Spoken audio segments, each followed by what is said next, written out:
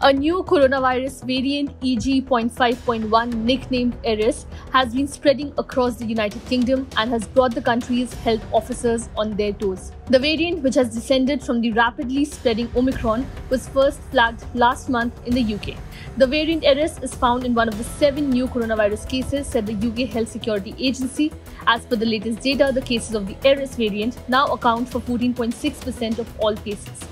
COVID-19 case rates continue to increase this week compared to our previous report. 5.4% of 4,396 respiratory specimens reported through the Respiratory Data Mart system were identified as COVID-19. This is compared to 3.7% of 4,403 from the previous report, said the UK HSA. Russian and Ukrainian forces escalated their attacks following a strike by Kyiv on a Russian tanker in the Black Sea. In the fresh, deadly air raids, a blood transfusion center, a university, and an aeronautics facility in Ukraine have been damaged. The attacks late on Saturday come as senior officials from 40 countries, including China, India, and the US, held talks in Saudi Arabia on how to end the war in Ukraine. Russian forces struck the blood transfusion center in the Kharkiv region of northeast Ukraine. Calling the attack a war crime, Ukrainian President Volodymyr Zelensky informed that the dead and the wounded are reported. A guided air bomb hit the center in Kupiansk, a city a few dozen kilometers from the Russian border.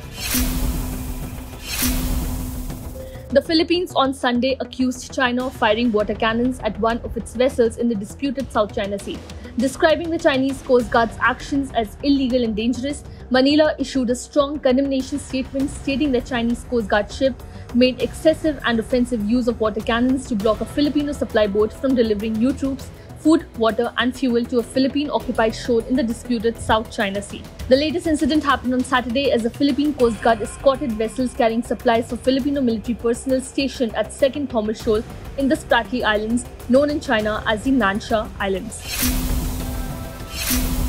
At least 20 people were killed and nearly 100 injured in Pakistan after 10 bogies of the Rawalpindi-bound Hazara Express overturned as the train derailed. The accident happened near the Sahara railway station located between Shehzadpur and Nawab Shah on Sunday. The station where the derailment occurred is located 275 kilometers from Karachi.